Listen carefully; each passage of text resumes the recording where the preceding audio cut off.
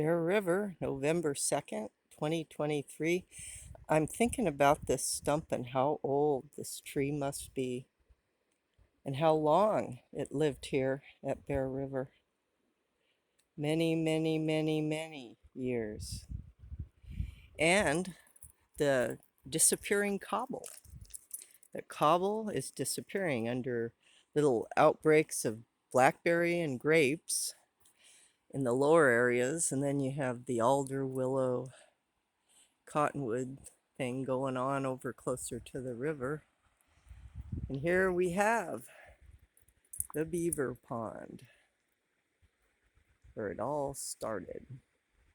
And there's a pretty good flow going through here right now that it's 240 cubic feet per second. Get a little closer to the edge here so we can see up.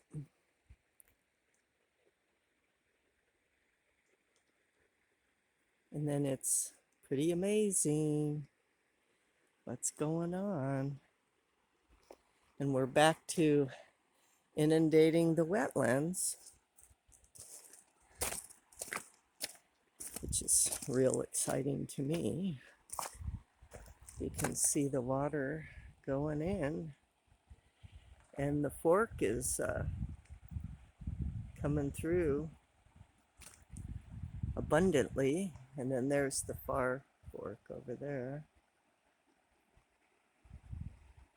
You got your little islands in the wetland.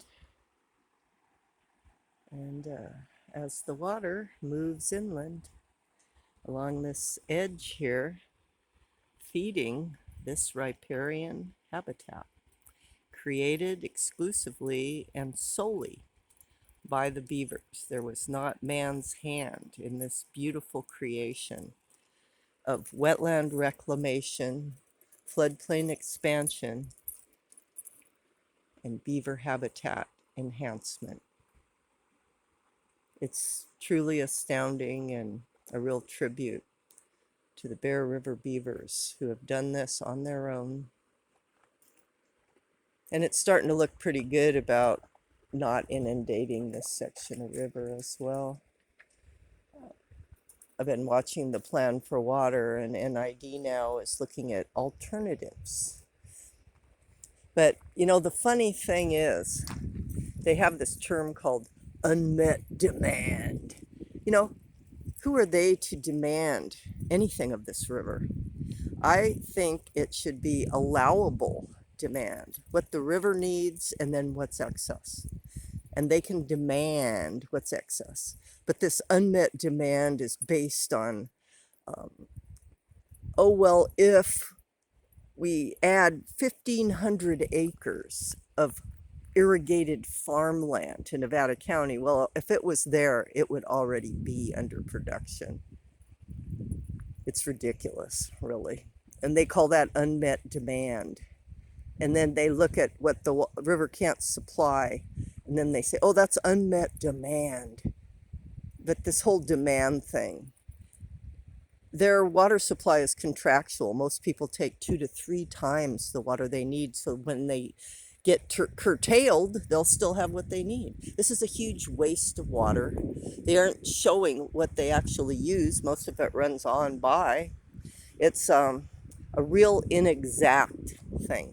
What they get and what they need is like a wave of water. It starts out slow in the spring, ramps up during the hottest part of the year, and then comes down again. And what one of the directors has been after is extending the irrigation season, which is understandable given the longer drying out and the pause before the rains. But what's been happening is their water rights only extend to like September 30th or November 1st. And so they aren't allowed to take the water by their water rights. So the laws kick in.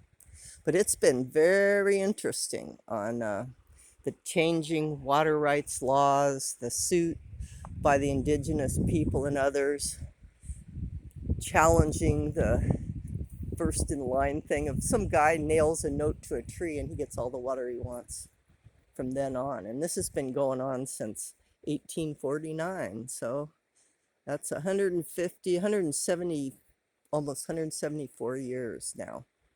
Mismanagement, ruled by greed and propriety. Who got here first? Patriarchy, propriety, and greed. But anyway, it's getting late it's getting long, so I'll quit here. Maniwachoni, rivers are life.